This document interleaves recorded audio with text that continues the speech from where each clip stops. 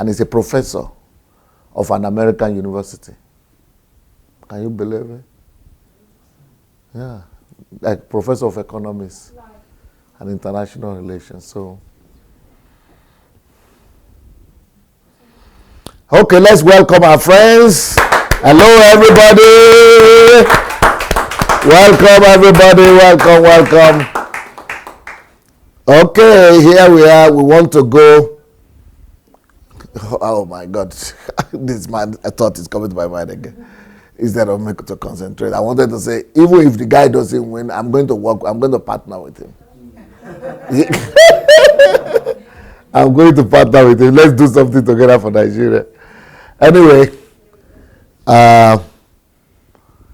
so welcome everyone. We are going to continue our series that we are doing, and which is the art of questioning. That is the series we are doing for the HMT, the art of questioning. And the topic of today is teaching Africa common sense. I think that would be a good title for a book, eh? It would be a good title for a book. Teaching Africa common sense. Do you people think it looks insultive? It sounds, does it come across like that? Everything you say is insulting to a lot of people. Yeah, it could come across. I'm sure some people. Do you have the microphone? I'm sure some people might consider this to be insultive a little bit, but I don't mean in an insultive manner. I'm just trying to say common sense is needed to revive Africa. Did anybody see the microphone? The second one? Maya, why did you put it after finishing? I have one. It is Chris that went to sleep. Okay, so teaching Africa common sense. Yani Viju.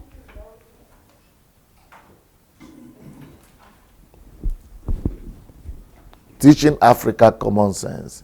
Are you ready? Yes, sir. Okay, Chris. Teaching, have you put it on? Yes. Teaching Africa common sense.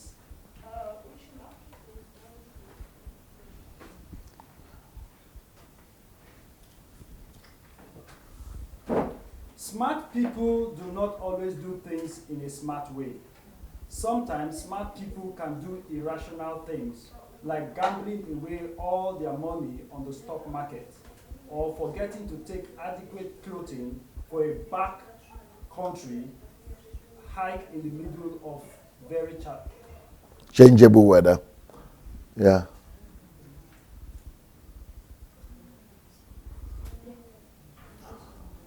So the fact that you are smart, the fact that people go to school, what we are trying to say is that the fact that people go to school doesn't mean, and they are smart, doesn't mean that they have common sense. Or they operate by common sense on a daily basis. But what I have discovered with Africa and Africans is that the fact that an African went to school and have BA or BSc, he has a university degree, doesn't help them to behave with common sense on daily basis, on regular basis, and that is a challenge. So what I'm talking about here is not education as informal education, but what I'm talking about here is how to make people just use logics to live their lives. Logical decisions, and learning to live common sense, take common sense decisions, and do things in a common sense way.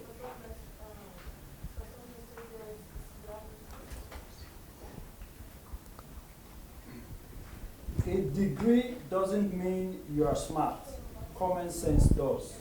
Oh, and I think this we should pay attention to this. The fact that people have degrees, and this is what we often emphasize in Africa, that people must get degree, but that doesn't guarantee that people behave in the right manner. It's common sense that we need to teach people. Now, I want to challenge you people to tell me what is the difference between education and common sense. Why do I say that degree doesn't mean you are smart? It is common sense that we need. Anybody want to tell me what they understand by that? That why am I emphasizing common sense instead of degree? Or instead of education? So the way I look at it, a degree only says that you have passed certain tests successfully. Beautiful. The degree is only confined to the questions you were asked in that classroom or in that subject. But that doesn't mean that you have educated yourself. You have been able to question and been able to reason things out. You have just listened, consumed in, and poured out, and they have given you a mark. But common sense is as a result. The common sense is as a result of reasoning and questioning. So you take right decisions having way. Common sense is the ability to take decisions based on weighing of alternatives, variables, questioning, reasoning. So reasoning and questioning, that is why I always said from the beginning that education should not be judged by degree. Education should not be judged by certificate. That true education is based on two things. Questioning or reasoning, which is one thing, or what? And what's the second one? Cause and effect. The ability to be able to judge and to be able to look at life through the lenses of cause and effect is what determines if you are educated or not. And the ability to ask questions and to reason. That is the definition of education. Not enlightenment, not information, not knowledge determines education. Educated person knows how to reason and question. Educated person knows how to judge and look at life through the paradigm of cause and effect. There is a reason for everything, and there is an effect on any decision, on anything that happens. So that ability to be able to look at life through the lenses of cause and effect and reasoning and questioning is the definition of education. And that is what will allow you now to be able to have common sense in every life situation. Okay, that is no problem. Eh? You live in Gatowe. Can we continue? Дайте, yeah. Okay. Послушайте. Whatever your background, training, intellectual... Поменяйте тогда батарейки, если что. Поменяйте на всякий случай. It's not because of это не из-за ближе. Просто снимите и потом еще раз поставьте. Is it okay already? Снимите и вставьте еще раз. I heard that the people... Yeah. Снимите и еще раз поставьте то же самое. I heard that the people are not listening. They are not hearing Chris's voice. So we are going to try to fix the microphone again.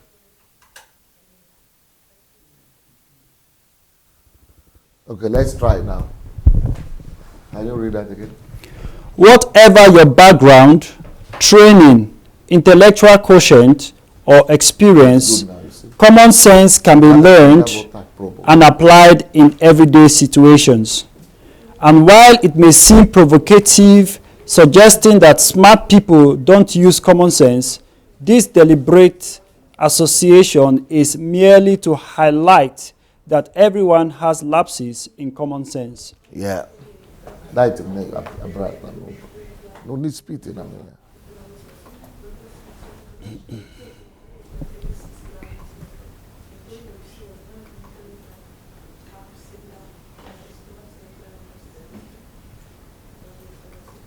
Ты сама мотай назад. И вперед. Ну скажите ей, что уже нормально. Что надо дать управление пастору. I'm sorry guys, please let's go ahead and share the message. Share. Go share the message, everybody. Share. Let's go share the message. Share the message with your friends and family members. Share. Okay, please read that thing again. I'm sorry, I was being distracted. Whatever your background, training, intellectual quotient, or experience, common sense can be learned and applied in everyday situations. Stop. Common sense is an everyday situation kind of decision and application. So common sense is gauged by the decisions you take on daily basis. Judgment. Common sense is a judgmental situation. It's a judgmental decision. It's your judgment. How is your judgment like on daily in different situations and circumstances? Yes, please.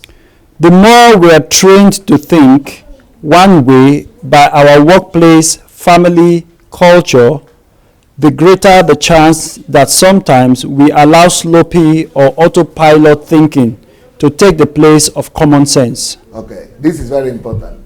The greatest enemy of common sense is the ability. The greatest enemy of common sense is the tendency to do things automatically, to do things in routine form, to do things in autopiloted. So that just to do things by instinct. So instinct is the greatest enemy of common sense. It's what makes you animal. It's what makes you biomasses. Because God gave man the mind, active consciousness. That is what makes man man. But God gave to animals instincts. Even though all animals, we too are animals to some extent, we also have instinct. But we are not supposed to be ruled and guided by instinct. We are supposed to be ruled and guided by our mind, active consciousness, actively engaging our mind. So the inability to actively engage your mind is laziness of the mind. That laziness of the mind is what makes us to always do things automatic. No, just do things by instinct, by reflexes, by automated, by routine. Now, how do you know if you live by reflexes or by reasoning? Check out yourself. How often are you in the here and now? Your ability to always be consciously aware, to always be here now, or at all time, never daydreaming and never flying in the air. That is what determines if your common sense will be active as well.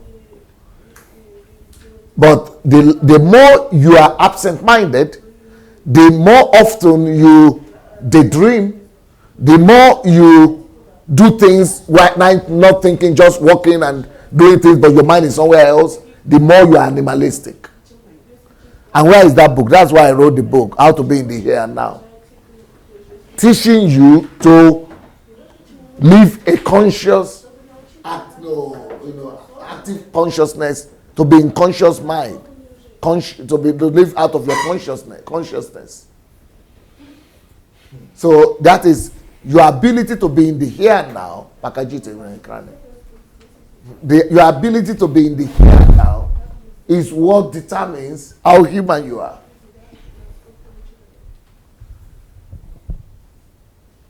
But an ordinary person, science has confirmed this, is always absent-minded every 2 minutes.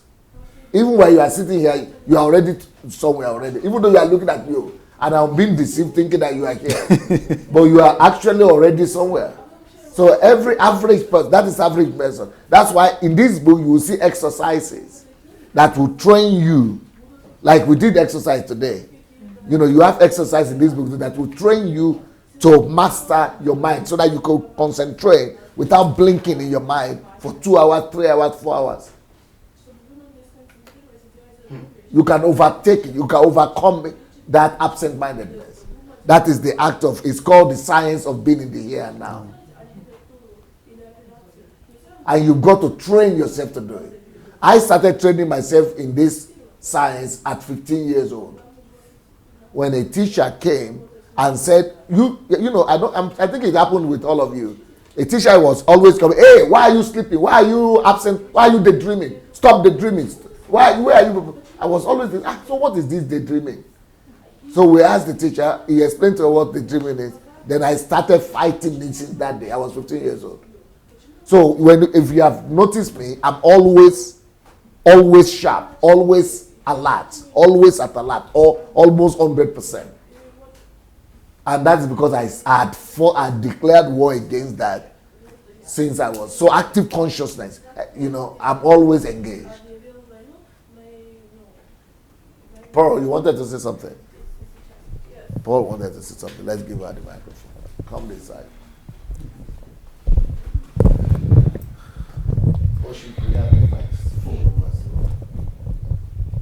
Все черные сегодня.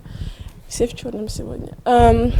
So when we were doing research for our presentation with Zoe, we found out about how much free time you really have in your life, and one really shocking fact was that the majority of your life was just spent sleeping, or like 26 years of actual sleep, and then 7 years of trying to get to sleep. Anyway, sleep took up a lot of time in our lives, and I was one third of our lives is sleeping. 1/3, and for some people, it's more. Should I, this is without talking about daydreaming. This is just the real action. Exactly, and that's what I wanted to bring to. So if we already spend one third of our lives sleeping, then we wake up and we go to work and we go around just on autopilot. We don't think about anything. We just think, okay, I have to go to work, gotta get my money, okay, gotta pay my taxes, gotta come home, gotta eat, because and then we're daydreaming half of the time. Then not only 1/3 of our lives, all of our lives will go on sleeping. So, I mean, already so much That's time. why we must declare war against the dreaming. I mean, I think we've all seen it before, especially with so much information age, that like even if you have a goal, it's so easy to just fly away somewhere, like when you're trying to plan something, or just like get enveloped in something else. But we have to remember that we really do not have as much time as we have, and that if we're sleeping our whole lives, then when will we wake up? And I don't think this only applies to individuals, because when exactly when we're talking about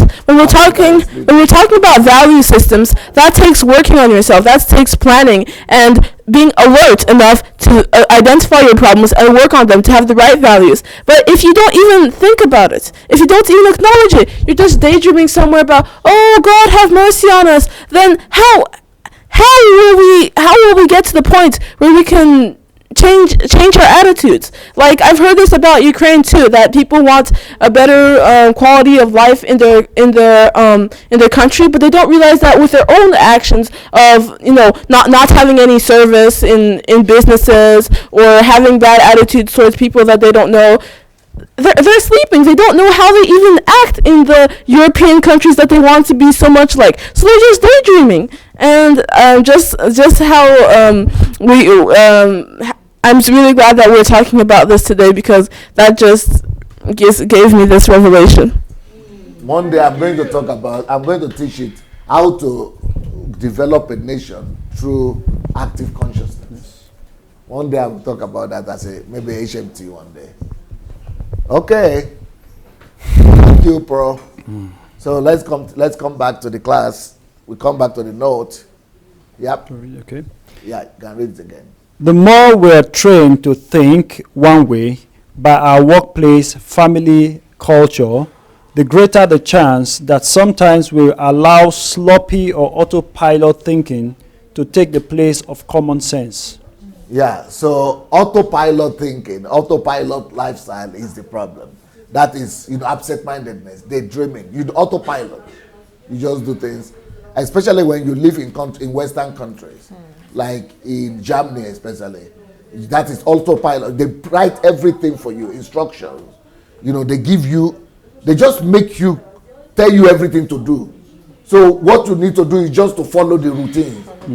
You don't need to be creative anytime. You know, that is a problem. So you have to force yourself to be creative. You have to, you know, come against, especially if you work in corporations as well. If you work in big corporations that everything is already set out, they just give you your, what they call it, function, what they call it, job description. And you just go through the routine. That's 1 year, 2 years, 3 years, 4 years. You are burning your life down. And you think you are, at least they are paying you salary, but you are actually dying. Because you are living, that's what he's talking about. That the more your workplace trains you, the more your workplace makes you to do things automatically for them, the more you become less human. The less human you become. Or the more your family has made you to do what they want, the less human you become. And culture also, you do what the culture, everybody, you are at a comfort zone. That is why some of the greatest thing that will happen to you is to always come out of your comfort zone. Don't be in comfort, because comfort will condition you also to automated or autopiloted life like this as well. So anything that will make you to be creative, to be always active, is what will really help you to live a common sense life on a daily basis. Common sense isn't a one-stop destination. It is a way of thinking that needs constant nourishing and application. Number 1, familiarize yourself with the purpose and meaning of common sense. So how do we develop common sense in ourselves? And how do we train Africa to live by common sense? We need to actually tell Africa that there is a difference between common sense and education. There is a difference between common sense and going to university. There is a difference between common sense and degree. And that common sense requires active consciousness, constant questioning, constant reasoning. So it is the constancy of your reasoning around cause and effect that will always make your mind to be active and be taking concrete decision about every matter, not taking stereotyped decisions or stereotyped lifestyle that everybody would do. If you've been following me for some time, you will see that everything that people talk to be normal, or people think to be normal, or people call normal, I'm always against. My own is always opposite. Have you noticed that? If you've listened to my teaching for some time, you would know there is no way you will not notice that. Why? Because most of those things that people do, just autopilot. It is autopiloted. It is because somebody has done it before, or somebody has informed them, or that's the way all Christians do. Christians must be like this. Church must be like this. So when you see me coming, I'm in processing everything through. Everything is actively processed. In everything I do, consciously processed. So that's why you see my books. But okay, when was the last time you read a book on how to be in the here and now? When? I don't think there's anyone in this auditorium that a whole book, not the article, that has read a book on how to be in the here and now. And not just here. In America, you will not see somebody who has read. In Germany, you will not see somebody. You can hardly see. Why? Because I never saw a book like that myself. It is through active consciousness that all these my books come alive. You will not see a book from Dr. Sunday Adelaja that will say somebody has written it before, or no way. They are all coming from active consciousness, from reasoning, constantly reasoning and questioning everything. So what I'm teaching you is what I do, what I live. So, but Christianity and the whole world, it is convenient for the world to be automated. You know, don't ask questions, don't talk, don't give any headache. Just do what they tell you to do. That is what the world likes. But they are decreasing you. They are dehumanizing you. Things are working for them, but you are nowhere, you are nobody. I don't know, some of you who have been Christians for more than 10, 20 years, or 15 years, at least more than 10 years, you tell me And if you want to be sincere, you will know what I'm talking about. That if you have listened to all the main leaders, pastors, all pastors, they are just repeating themselves. Believe me. Yes. If you have read the books of Kenneth Hagin, Kenneth Copeland, and all those, finish.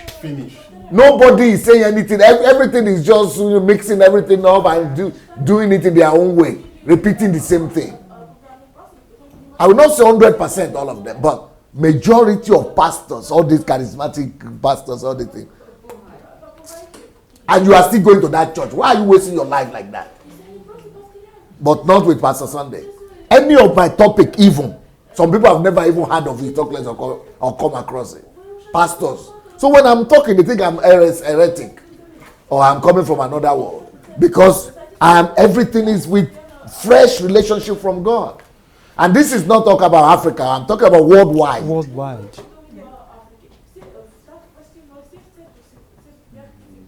Church shift. Who thinks about that?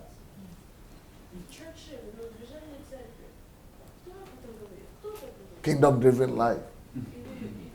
You know, any book. Take any book. How to think like Steve Jobs and how to produce King James, and everything is original. So, and you can be like that too. You know how to be? One, questioning and reasoning, and around cause and effect all the time. Why am I doing this? Why is this like this? What will come out of it? Why? Question everything you do. Question everything around you. You always constantly increase and improve that way. Пастор, поправьте меня, буду ли я прав. Я хочу No, вас реально понять. He's speaking Russian. И реально это взять. Но вопросы, как мне сейчас кажется, вопросы и то, что вы показываете, это все инструмент. И вы это задействуете и показываете своим примером. Но вопросы это инструмент, и вы их используете, потому что вами движет понимание, что всегда есть место для улучшения, что всегда есть лучший вариант, всегда есть интересный вариант, правильнее, выгоднее, или всегда есть... So this is one of our pastors here, one of the Russian pastors here. He's asking the question that, Pastor, questioning, you are always living that life of questioning. You are doing that, is it because you are aware that you need to constantly improve yourself? That you should never rest on your oars?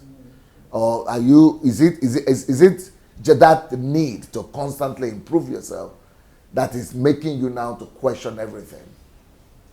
Ну, это вообще был как бы вопрос, мы размышляем. Ну, пока поэтому. Это правильно. Почему я это озвучиваю? Потому что, пастор, я вижу ваше сердце, вы разрываетесь. Говорите нам, что надо им постоянно задавать вопросы, для просынательства, постоянно. Но вы нас, я переживаю, чтобы вас не разочаровать, и чтобы вы не разочаровывались. Потому что вы нам говорите, используя это, как будто бы это цель задавать вопросы. Но не эта цель, это инструмент. И если бы нас заинтересовать, что, ребят, задавать вопросы вам, это интересно, это классно, это круто, это ваш шанс, это ваша возможность, это инструмент. Потому что, если я пойму смысл, что у меня нет границ, что вопросы это инструмент мне раскрыть, лучше, там есть столько, что ты даже не представляешь, я сам буду бежать задавать вопросы. Я остановлюсь никогда. Итак, это инструмент. Но, ты не сможешь сказать человеку, что он обнаружит, если он будет задавать вопросы. Потому что если он будет задавать вопросы, это самое, пускай он просто это делает. Он сам обнаружит что-то.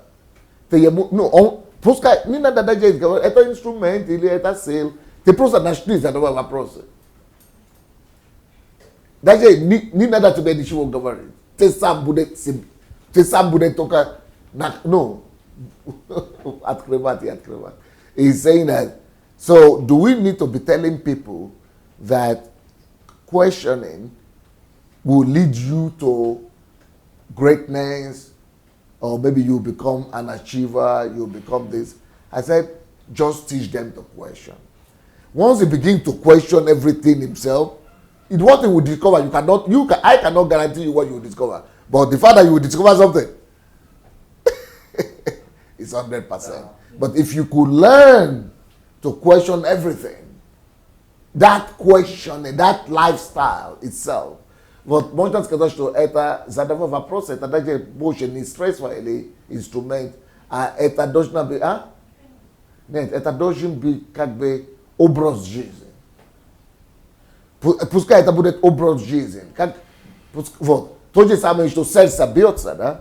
А почему сердце бьется? Вот Бог так создал, образ жизни, она так функционирует. Но благодаря тому, что бьется, я живу. Так и вопрос. Когда мы будем просто вырабатывать себе это образ жизни. Как Паскаль сказал, если я мыслю, значит я живу. Да, 100%. Это единственное достоинство. So he's saying that, Pastor, what you have said now is the confirmation of what Pascal said, the French writer, that I am alive because I reason. While I reason, I live. I say, exactly. You are only alive. That's what I've always been saying. You are only alive when you are reasoning. But when you do things automated, you are dead at that time. You are not alive.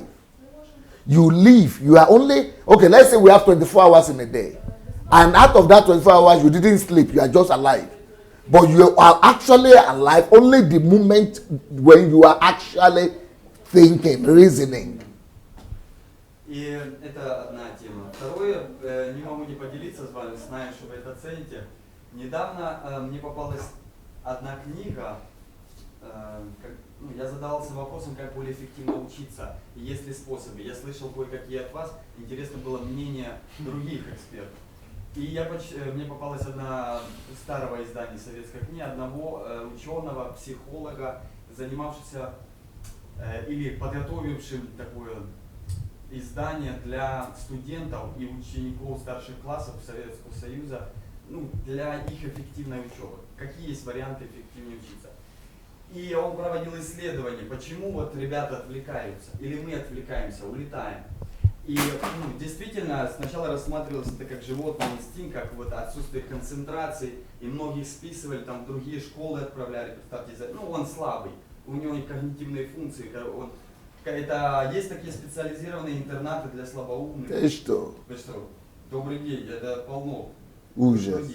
И даже не дают ребенку шанс. He's just talking about the fact that he came across a book by a professor who, during the Soviet Union days, who did an experiment and research on why some students fail. That they started in the Soviet Union, they have different schools for what they call, retarded children. Yeah, children who have low cognitive power to study. So weaker students, like I think in Germany also you have it.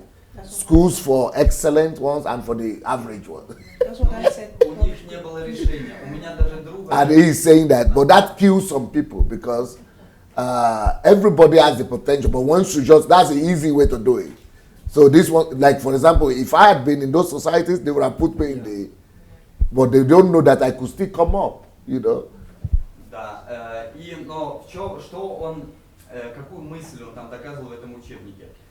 Проведя ряд экспериментов с детьми, на которых тыкали учителя и показывали их как безнадежные, которые отвлекаются, которые все, он говорит, оказывается, у всех есть внимание и концентрация. И как он доказал? Он пришел к родителям, пообщался с ним и говорит, а чем ребенок ваш дома занимается? Говорит, целый день смотрит мультик. То есть целый день концентрация у него на мультик. А в школе он отвлекается. То есть у него есть концентрация.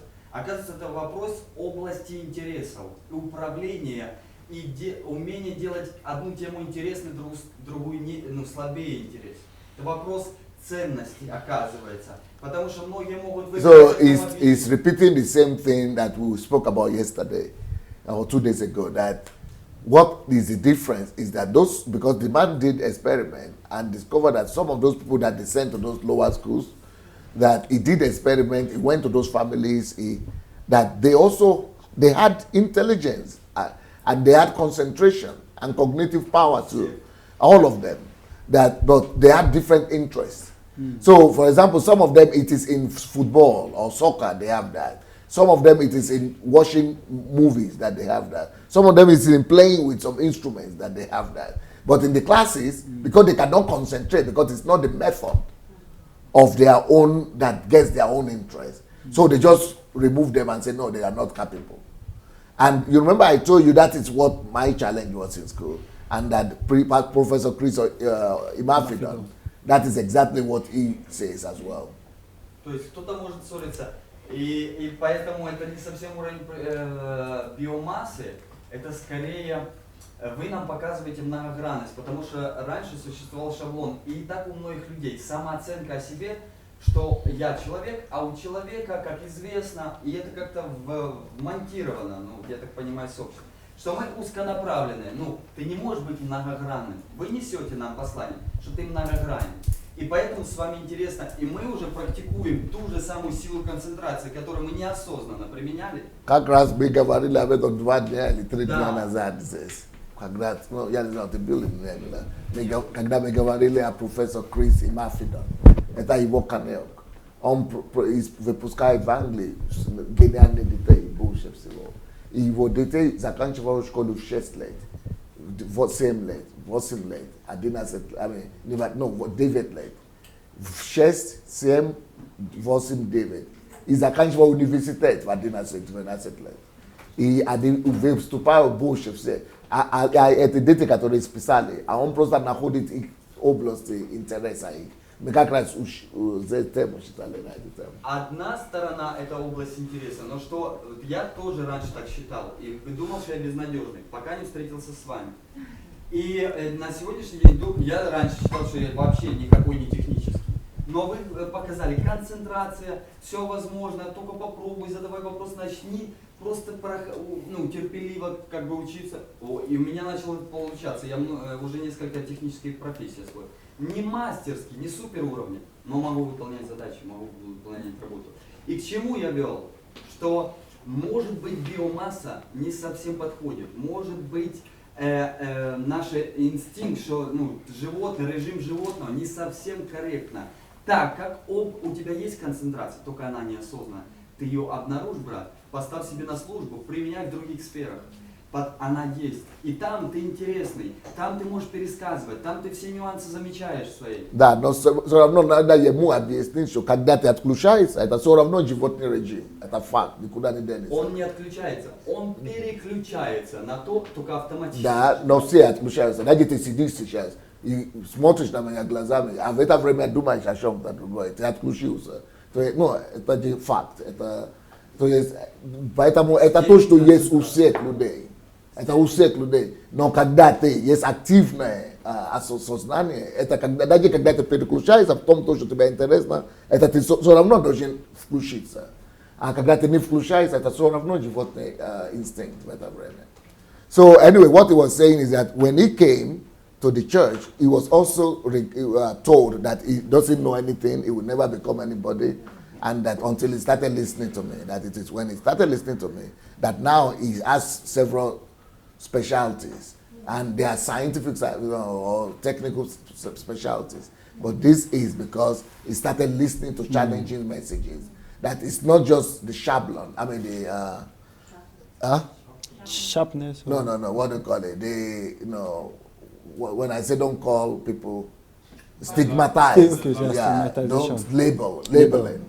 We shouldn't just use the labeling of people that you are like this and you are like this. That's all. And that we should, let people experiment themselves in their areas of interest. Anyway, let's continue. Otherwise, we are going to be distracted. Number 1, familiarize yourself with the purpose and meaning of common sense. Did I have no problem?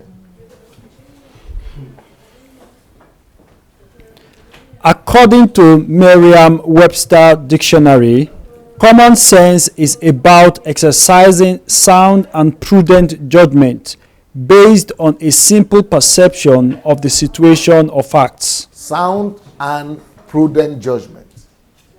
Judgment. So common sense is about judgment. Being able to take the right decision at the right time concerning a given matter. Considering all situations and circumstances. This definition suggests that common sense depends on not overcomplicating the situation, or simple, applying experience and general knowledge to the situation, sound and prudent judgment, and implicit in this is self-trust that your considered experience is valid for future situations. Okay, for example, in Nigeria, for example, some people just want to come and pick big grammar. And the big grammar, nobody understands it. But that is not common sense. It doesn't make sense.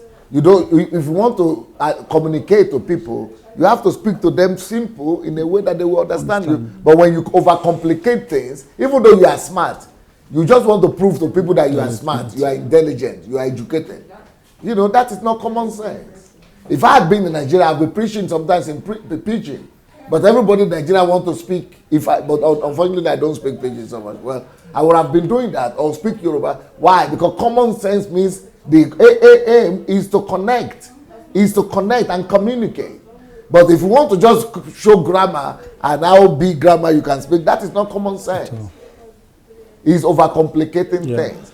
And so education doesn't always make common sense. Even though those people are educated, they know all those big words, but they have lost common sense because they are overcomplicating issues. Whereas common sense is just the ability to take the right judgment, considering the facts and circumstances, you know, that will give the best result at this particular time. Karl Albrecht calls common sense practical intelligence. He defines it as the mental ability to cope with the challenges and opportunities of life. He explains that common sense is situational, dependent on context, and that your common sense in one aspect of your life might be excellent while failing abysmal in another aspect of your life. Yeah, so you don't always, not everybody will be able to apply common sense everywhere in every situation. Because in some situations you are more concentrated than the other. In some situations you are less informed about other situations. In some other situations you are not interested even. So the fact that you have common sense in one area of life doesn't mean that you are going to have that same common sense in every area of life. Common sense is basically thinking that prevents you from making irrational mistakes or decisions. A thinking approach that may open your eyes to the possibility that insisting on being right prevents you from seeing the bigger picture. You know, for example, I was talking with somebody was writing me the other day, and he wrote and said that I was in the university, I was doing well in my first year, then the second year, I had spiritual attack. What is that spiritual attack? So because they were treating spiritual attack, 3 years they were going from one prayer house to the other, one mountain to the other, until the brother or cousin or uncle came from abroad, from overseas, and said, let's go to the hospital and find out now. Maybe doctors can tell us. Then when they got to the hospital, they said, oh, he's having depression out of the stress of the educational system that he went to. It is depression. Spiritual attack. So you see, no common sense. This spirituality in Africa has made people to lose common sense. If they are taking him to the hospital, he wouldn't have lost 3 years of his university education. Another one also was having depression like that. They went and put him in prayer houses. They put chain in his leg and they said he's not talking. So it means he's demon possessed and doing deliverance. And he was in that place for 15 years. Depression until he became mad by himself.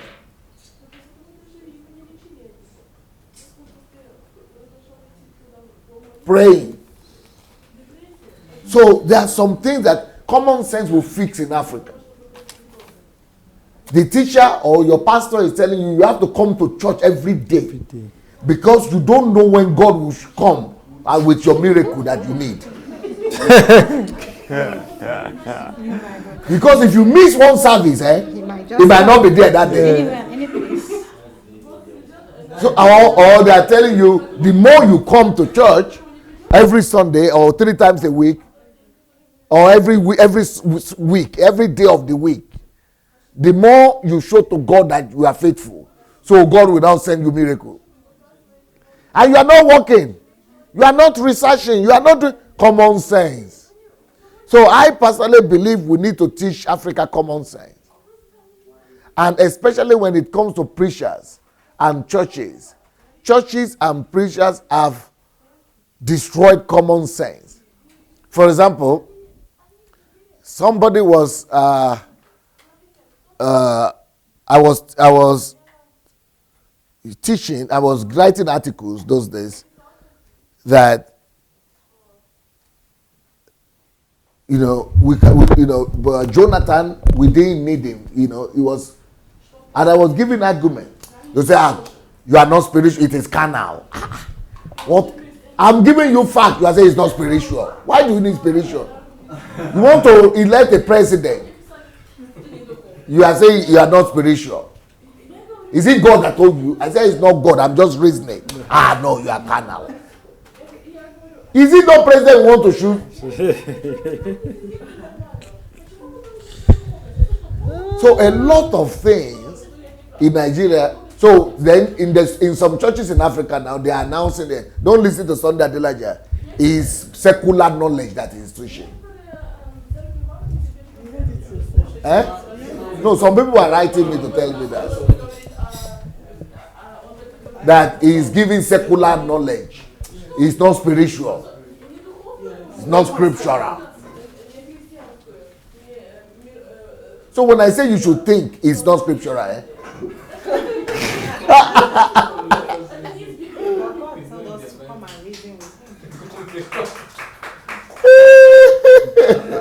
So what I'm saying is that common sense, we can use common sense to revive and restore Africa, because we need to deliver Africa from those churches. Churches have made people to sacrifice common sense. Do you know that the other day, somebody, when we were calling it, somebody called in and told the story of, or was it yesterday or a few days ago? No, I think it was, I don't know where I remember where I got the story. Somebody was telling the story that they were going to Apostolic Faith Church. Maybe it was here.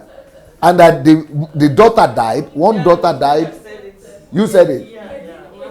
And yes, because no common sense. Appendix ruptured.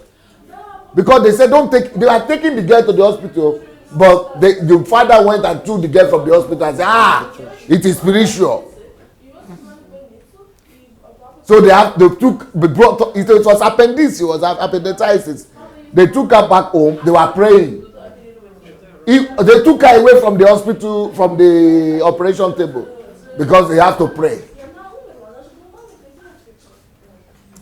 We need common sense to come back, especially to combat these churches. How can they be telling you to be coming to church every day, a mega church? A mega church. And people are coming, 2,000 people every day in the morning, 10 o'clock. Do you know that in Oyede Post Church now, 6 o'clock every day, they are doing prayer? Is it 5 o'clock? Any hours in the morning. They are doing lunch hour service from work. No, it's not possible. Yes. Lunch hour too? Yes. You don't finish. Any hours in the morning. So they do services in the church. 6 o'clock in the morning you must be in the church. Then 2 o'clock when you have break, lunch, you have to go and do lunch service. And then 7 o'clock in the evening you have to do evening service. This slavery.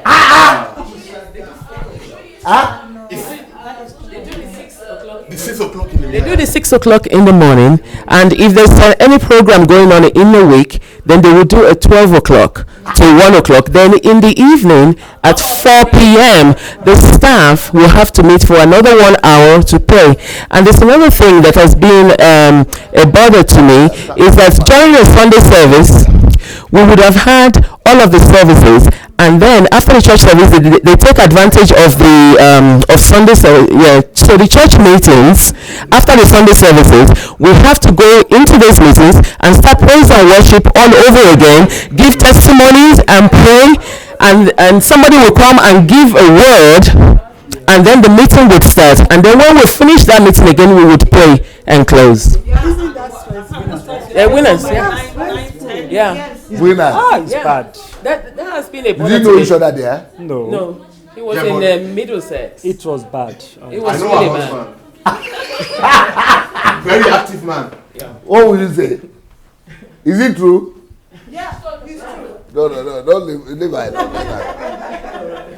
Because she was in that church. See the way they have captivated the minds of It's our really people. bad. Winners is bad. 3 times late. See, somebody should go and find for me a video where children were praying in the school, and the lady who goes in something was rejoicing and said, "See my class. This is my class and my children." They were praying in class. Instead of it was in the class of chemistry. Instead of them to be doing classes, they are saying revival broke out. Revival broke out when you are supposed to be doing school. I said only God will deliver this country. You have the video. Please give her the video. Let's show you. The parents sent the children to school To go and learn. to go and learn, and the woman is teaching them to speak in tongues at the expense of the government. And then instead of doing classes, they are praying in tongues all the time. And he's putting it, taking the video, putting it in the internet and saying, "No, Revival. my class, revival broke out. So thank God, we need every school in this country to become like this. Every class in this country to be praying like that. So who will go to become engineer? Who will become doctor? Who will become teacher?" In Europe, she will lose her job. Huh? I say in Europe, she will lose her job. Fast. These people don't kill that other continent. Yes, Gatova was video. Yeah.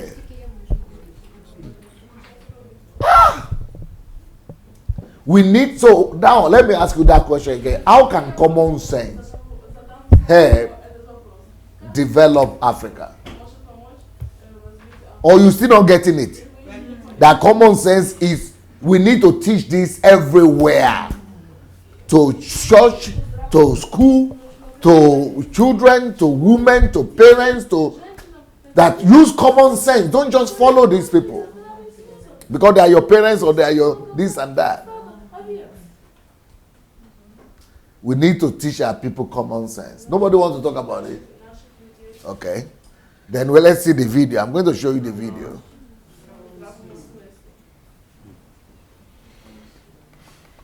So can you read that thing again first? Chris.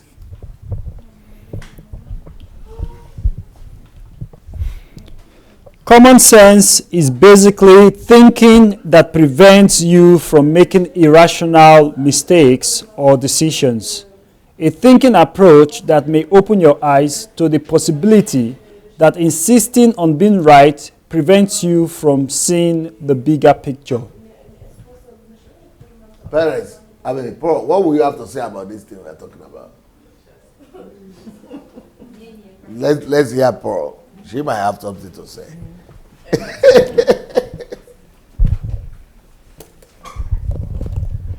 Okay, I had to be respectful this time because Mom scolded me last time. But okay, so first of all, I really like how things that seem just common and simple, like asking questions and common sense, you know, how you show how deeply how deeply they really can change a country, a school, and a person. Like how these things can make the difference between a human and a biomass and an animal. It seems that common sense is just something everybody is born with. Of course, if the light is red and there's cars, if the light is red and there's people crossing the street, don't try to quickly slip by. Or if there's cars run on the street and the light and it says not to go, then don't go. But now I see that all these things you have to be taught them. For example, the reason I know about the red light and... You have to teach everything. Yeah, the reason I know about the red light, green light, is because we had to play games like that in kindergarten. Like, what do you do when it's red? What do you do when it's green? All these things, they're ingrained in you Nothing is automatic. from childhood. it seems like a game, but they teach you that. But in Nigeria, what do they ingrain? Prayer, prayer, and blaming things on Satan. So then it's instead of something demons and curses. Yes, demons and curses. So instead of ingraining something in children that will grow them up to be responsible citizens, like we were being showed by Dr. Value System about how they teach Japanese kids to clean the school after themselves. Instead of teaching children how to ask questions, instead of teaching children how to achieve your potential, instead of teaching children how to read books, how to draw out the best in everything, you teach them. Don't ask questions. Just do everything you're told. Just pray. Just blame everything on the government or on demons. But the problem is with us, because what do you do every day? Do you go out and stand in front of the government buildings and say, "This is your fault. This is your fault. This is your fault"? Is that how a person lives? No, a person lives by making decisions. A person lives by thinking and having a plan, having a goal, and going about the things they need to do to have that to achieve that goal. But the problem is they won't even teach children that elementary stuff. How do you get from point A to point B? Instead, people just go and do things randomly without thinking about anything on autopilot. And then when problems occur, what do? Well, I guess you pray in tongues. That's what we learned in school. And I'm going to show now how people are praying in tongues instead of studying. Let's have a look at this video.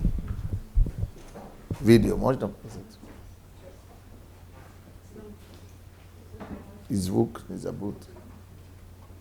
But what is even more annoying about what this lady did is that she took the video as the teacher. I'm boasting that this is a class, you see. Revival broke out. And she joined them in the revival. She joined them in the revival. Okay, let's look at the video. Classroom, no book, nothing. See what they are doing in classroom.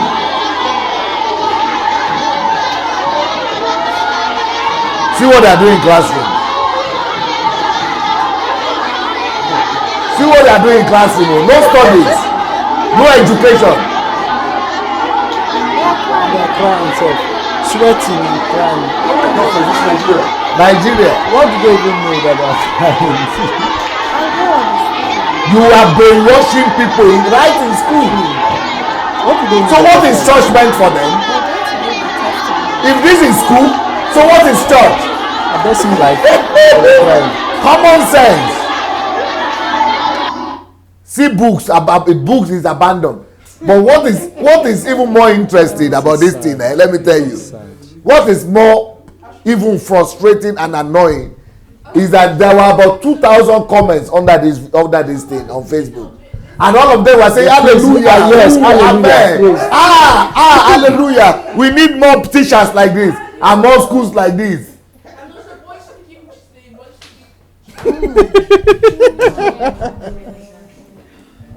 Revival has come. Hallelujah. Thank God for Nigeria.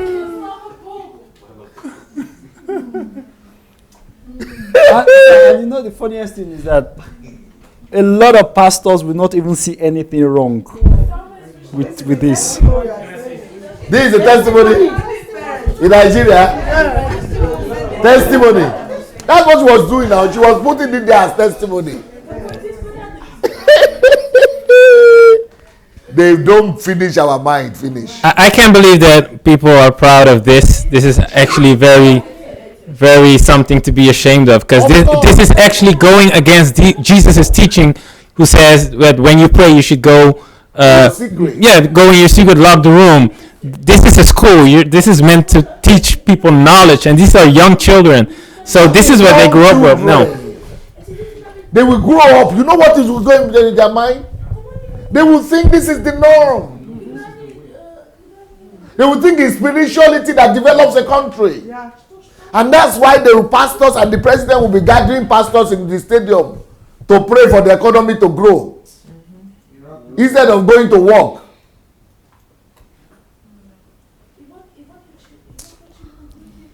Готовы? Okay, давайте сначала мы продолжим учение. Дай управление сюда. We need to take common sense back to Africa. That's what I'm trying to say. That's no problem.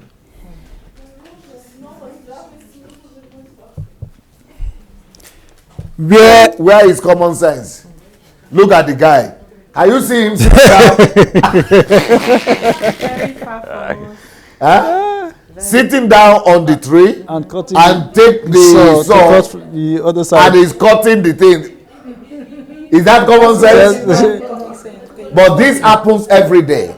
Can you imagine it that it happens with me every day? Somebody on our platform here, it happens. So one girl one day, they call her whatever, French girl, Flair. I never spoke to that girl before, but there is a problem that she wrote me about, and I don't want to disclose it publicly, that I was addressing. So I was just trying to give her covering because, okay, let me just say it. She was a victim of rape, and she was writing me about the situation. So when somebody suffers rape, you need to give them covering. So something was happening, and then they went and she put some of the things that I wrote, and then they wrote their own to add to it. Yes. They added they added all kind of things inside.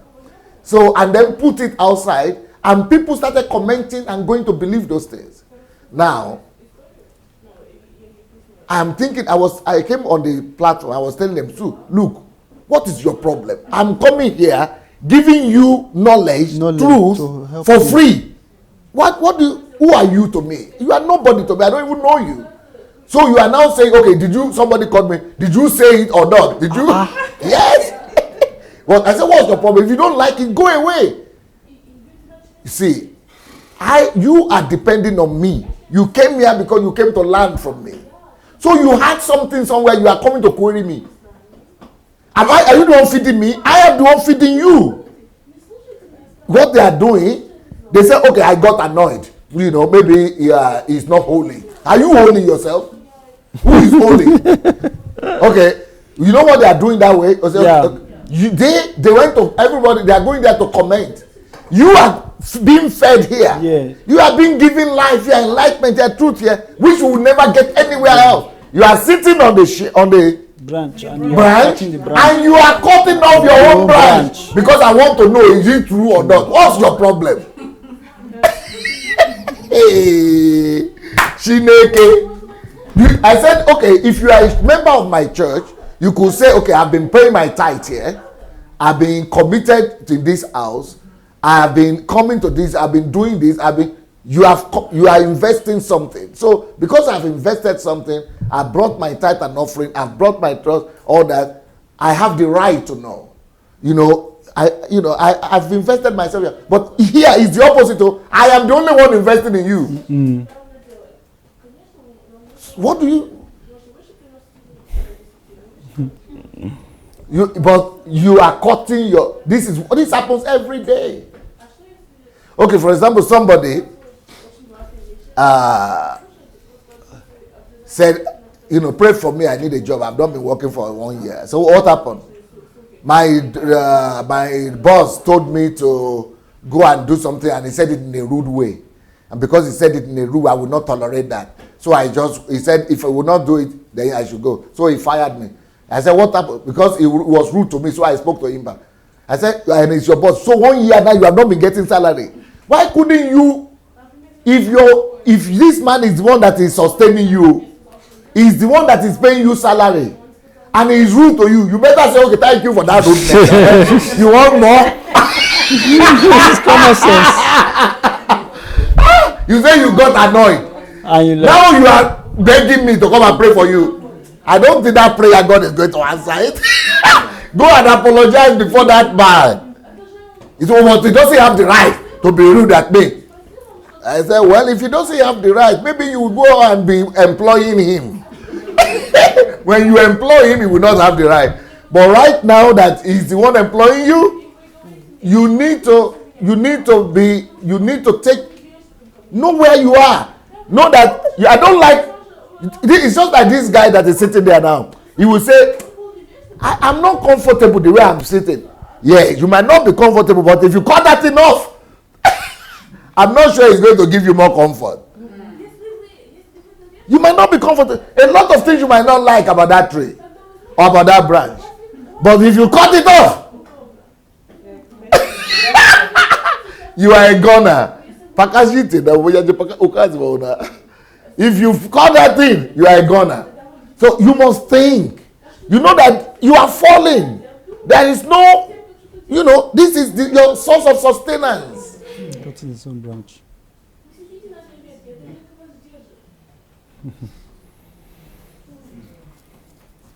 Or there is another example, I don't want to mention it, but somebody came here to our HMT one day. And,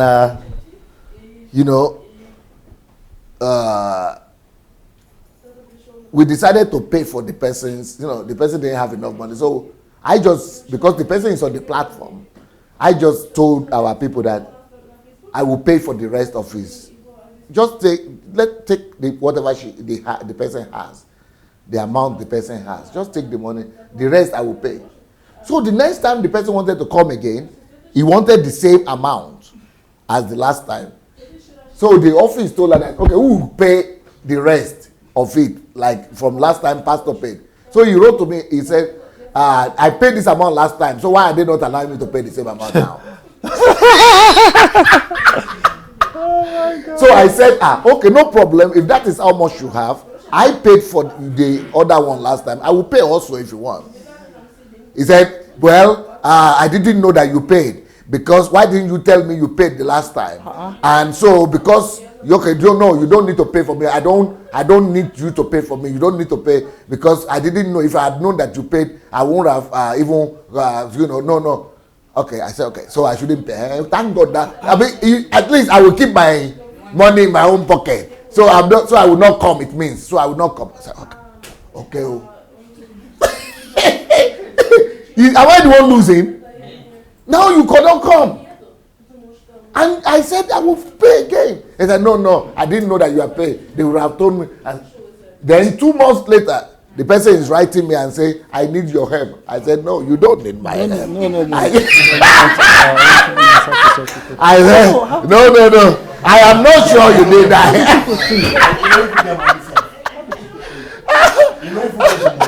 help. I said, I'm not sure you need my help. So I just said, what will I write on this kind of thing?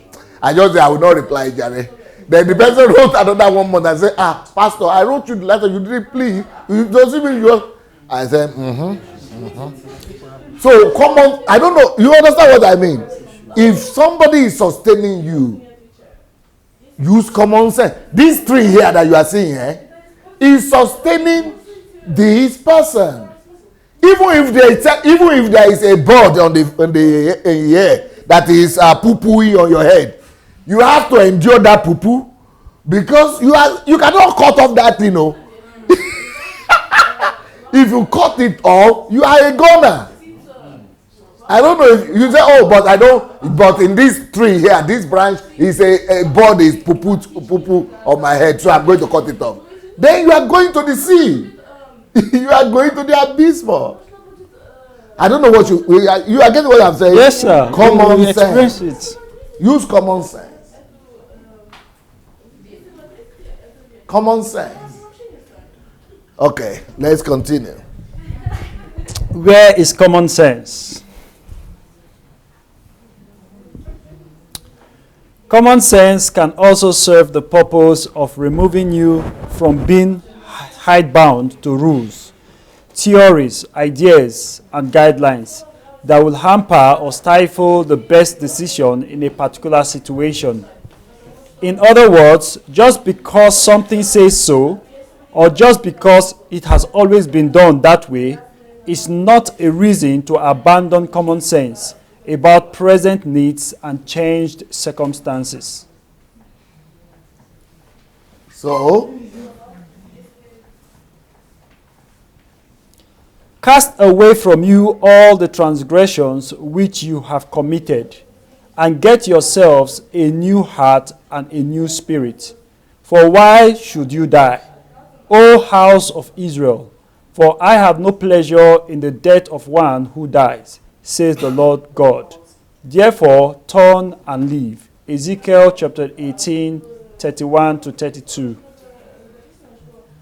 A lot of people, we need to teach people common sense. I have another situation, very interesting. There is one of our own, on this platform too, I will not mention the country, but on our platform, this person was crying one day. I was not even aware, but somebody told me that there is this sister that is crying on Facebook Live. What is the problem? Pastor, maybe you talk to her and maybe she needs some help. Okay. So I called. I am that I don't have time, but I called her. I called this lady and I said, what's your problem? It happened that she had financial problem. They were chasing her from her house. And I said, okay, no problem. How much do you need? She said she needs this amount. I told Mayowa, send that money to her. Okay, everything happened. So somebody heard somewhere that Pastor Sunday sent the money to the sister. Then they started talking that, it means he wants to have something with you. That is why. So now what surprised me is not even what people are saying. But the sister now is telling other people that they said I should leave Pastor Sunday platform, I should go. Because since he sent me that money, maybe he has something to do. I said, so the sister now asked her, did he tell you anything? He said, no, he didn't tell me. He just helped me. So why did you obey them? Well, they said that. That is how the lady joined them, telling stories. I said, you see, common sense. I'm just giving this example, not because it's connected to me, but there is a principle.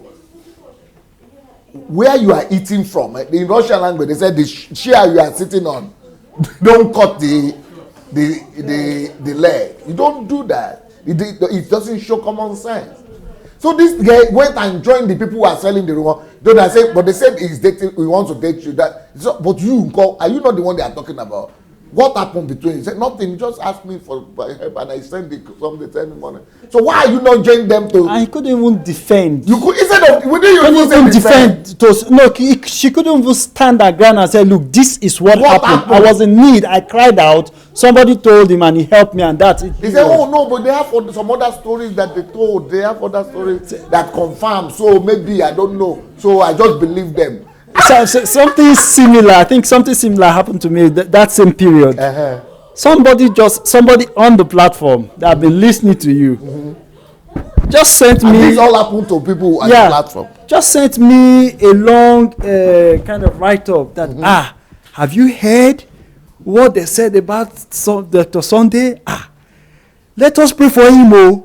It could be true. He said, did you see the way he talked? He said, nobody is perfect. He said, it's possible it happened though. So thank God for me. What saved me was I was reading the book, I think the irresponsibility of, the sin of irresponsibility. And I just read the line not too long ago about gossip. So I responded to her. I said, you've been following Dr. Sunday. You've been listening to him, right? I said, you have access to him. Have you verified the information? I said, I really use the word common sense. I said, common sense is supposed to tell you, go and first of all check and find out exactly. I said, okay, now you by telling me now, what do you want me to do? I said, do you want me to call him for you? Or, you understand? So when I started challenging her, she now started saying, okay, stop, don't send me any message again. People don't think. People don't think. People don't think. Things, common sense. I'm just teaching this as a common sense example. A lot of people don't use common sense. Use common sense. Common sense. But religion, what does religion tell you? Because religion wants you to think that everything must be perfect. Everything must be holy. So they are now thinking as if it is for holiness we are fighting. But use common sense. Does that holiness concern you? Is it your own holiness? Fight for your own holiness. Yes. Why are you fighting for the holiness of another man? Fight for your own holiness. Everybody will answer before God. Fight your own. They'll say, but he's attacking other men of God. So maybe. So what's your own What's your problem? problem? People attacking other men of God. Is that doctrine? It's common sense. You know, there are a lot of examples like this every day. I'm talking about my own examples because they happen to me. But what about your own? I'm sure all of you have examples in common sense like this. Can you imagine there was a time that there was somebody who was living in my house, living in my own house, will not come down from living in this house. HMT is going on, will never come down. So later on, and they will not help. It will not help to ever. So the administration of the house say, "What are you doing this? Are you helping do anything?" They say, "Oh, pastor allowed me." I say, "Yes, I allowed you, but use common sense. Offer your service, or even come to even retreat, or come to HMT or attend." So when they now came and say, "You have to leave the house because we want other people also would like to have that opportunity," then he started coming to me, "Pastor, they want to chase me away." So I said, "It is you who allowed me." I said, "What is the question?" They said, "What am I doing?" I said, "So you answer that question. What are you doing?" Don't you know that there are other people too? There are a lot of other people that will have to have that would like to have that opportunity. But you are staying in this house. People are paying thousands from America to come here. Well, I say I don't care. If they are saying you should leave, I'm sorry. There is nothing I can do in that case. And since you cannot answer what you are doing, common sense. I don't know if you people are getting what I'm saying. Common sense. A lot of common sense. I'm sure all of you are meeting with this kind of things every day. People don't use common sense. It's just like saying, for example, my brother, when I came to Russia here, my brother was always, he was not a believer like actively like this time. So because he knew socialism, he knew communism, he was always afraid of them. And I was staying in Moscow in his house. So he saw me reading Bible one day and said, "If I see that Bible again," he said, "if I see that Bible, you will leave my house because I don't want them to come and catch me because of you." He said, "This is Russia. Put your Bible in the bottom of your suitcase until 5 years later when you go home. When you get home, you will remove it and begin to read." And I said, I may believe, but God just gave me wisdom that just keep quiet. While I'm still here in his house, let me put it on that. Because if I want to say, God, I will not deny God. I want to argue. I would have been in Nigeria a long time. I would not be doing what I'm doing today. You know what I'm saying? It's not because I deny God, though. But this is the person the only person I know here. It's my sustenance here, my source. If it's my source right now and he's telling me I should do this thing, I better do it. Okay, somebody will now say you compromise. It's your thought, that it's your own opinion that I compromise. But I know I have to do compromise for a little time so that I will be able to have greater freedom. After 2 weeks, they sent me to Belarus. He's no more there.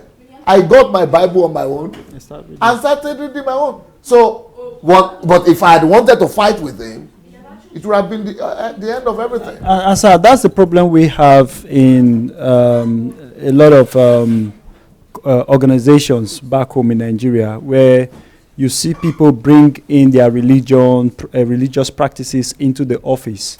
When they are supposed to be working, they are reading their Bible. When they are supposed to be working, they are having fellowship.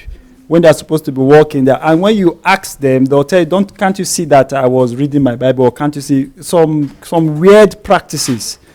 Using up your employer's time. When Christ said, give to Caesar what is Caesar's. And if you are not faithful in another man's, you understand? So people don't use. It's just common. I think the problem is even the word common sense. A lot of Nigerians use that word a lot, but they don't know the meaning. Understand. They don't.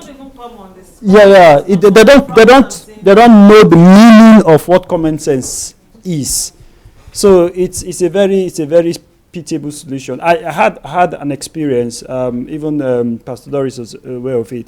I came for the last HMT. While I was there, people were telling me, "Oh, bring this book, bring this book, bring this book." So I took a lot of books back to London for different people. And you have to pay extra SS luggage. You understand? And when I got there, I paid extra luggage, got to London. Then I said, okay, how do I was calling there, how do we get the book? One said, okay, let me meet you at your office. One said, okay, let's meet there. And I was even traveling to points of midpoint to give them. Then there was this lady. She lives far away from where I stay. I said, okay, how do you want me to get it? Okay, just bring it. I said, bring it how? I know. I brought it from Ukraine already. I know what? I bought it here. I got a discount for her, right? I got there. Then if you pay for the ticket, you pay for the luggage. And I said, okay, you know what? My office is like 1 hour, 30 minutes away from where I live. I said, okay, the best thing, why can't you come close to my office? Then I will meet you kind of like halfway after I close. She couldn't make it. Then later she said, okay, I should post it. Okay, I said, okay, first and foremost, I told her this is the cost of the books. Yes. I bought it here already from the king. It's not for free. I paid with my money here, right? I said, okay, I bought it. This is the amount. And they've already given me a discount. By the time she paid the money into my account, she paid less than the cost of the book. Now, she still wanted me to post the book to her at another cost to myself. And I've already paid extra luggage. I said, I'm not even asking you of extra luggage. Then later she started insulting me. Serious insult. You are not a brother. Then later he said, I will report you to Pastor Sunday. So I said, then I sent her, I take the insult that she sent to me, I sent it back to her. I said, please send this to him.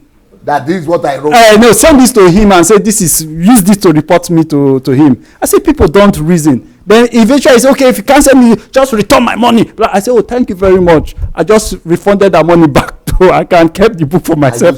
It's just, no, it's not possible. Yes. What people do. There was a day I was speaking on live telly and my kind of like phone went off and you were saying, Chris, what happened? She was the one. She was calling me, and she was on the platform, knowing I was speaking.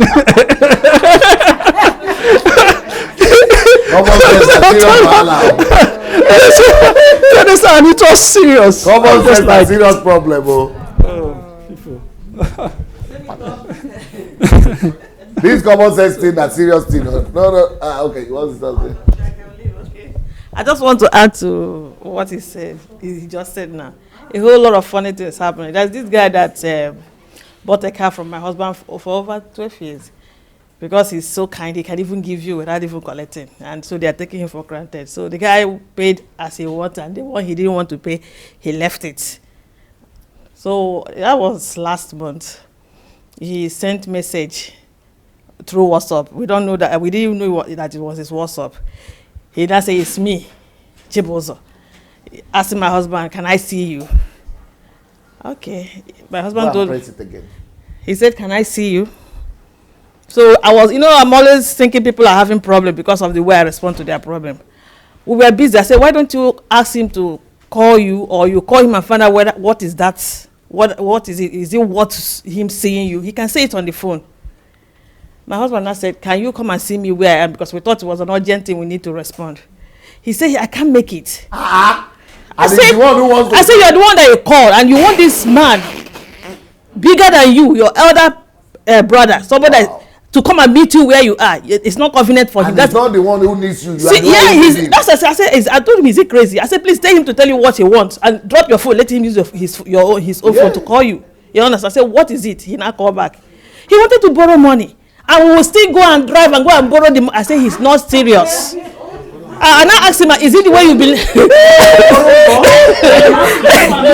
on, and it's not convenient for him. These are your own. So that's why I said, let me help you. Let me just help you here. I said, I told him, this guy is crazy. He didn't even finish the one he took from you. He has not apologized. He's asking you to come and see him so he can tell you there's a problem and he wants to borrow money. I told him he's not serious. And the one he borrowed before? He didn't even pay.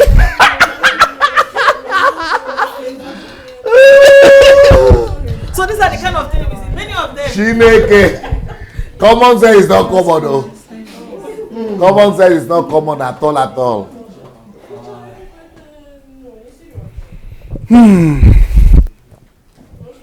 Number two, understand the ease with which the human mind is convinced that an idea is right, contrary to indicators clearly demonstrating otherwise. We are human, we are fallible, and our brains work in certain ways as a means of providing shortcuts to ensure survival in a world where being chased by predators could end your life.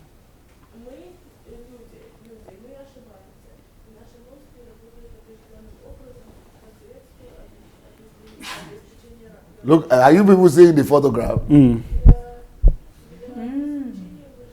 The guy is blindfolded.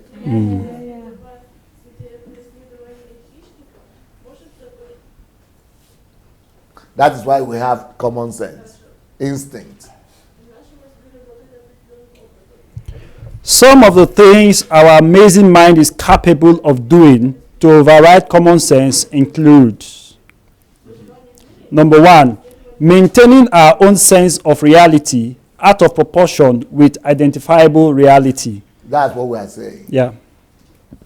We over magnify our own reality without balancing it with other people's realities. And that often happens. We see our own reality, we know our own truth. If you have listened to the truth series, you have to speak truth to yourself, speak truth to, but your own truth, you have to consider it with the truth of others. But when you over magnify your own truth or your own sense of reality, not considering the reality around you of others, you lose common sense. Number one, maintaining our own sense of reality out of proportion with identifiable reality. While each of us creates a reality out of our own experiences and makes sense of our world through this personal lens, for the most part, we understand that our sense of reality is only a small portion of a much larger picture. Number two. That is very important. That my reality is not all. What I'm feeling, what I've experienced is not all the truth. There might be another side to that truth. And there will be many other sides also to that truth. So we have to always balance our own truth, our own reality with the larger truth.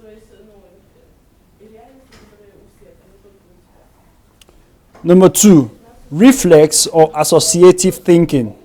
This is reactive thinking that is based simply on what we've learned through life, reenacting learned models and applying them to each new situation as it appears, without modifying the thought processes being applied. This type of thinking leads to errors in thinking because we refuse to put beyond standard associations formed in our mind about how things should be. You see, when we only respond to situations out of the models we already have, out of what we are used to or the way we are used to responding, that is instinct. And we will always make mistakes because we have to condition things to the particular situation that's going on right now. So that we don't just respond by instinct and reflexes. When we apply what we know to a present situation by reference to a similar past situation, by merely applying our mind's template without adjusting for the context, we are overriding common sense. We have to consider always all situations. And that involves being in the here and now. Number three, invoking absolute certainty. Absolutism. Babusha, I'm not sure you are in the here and now right now, Babusha. I think that brain has got to rest. I think that brain, that common sense that needed some rest.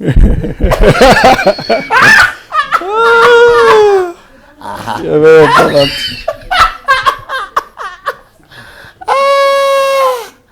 Don't worry.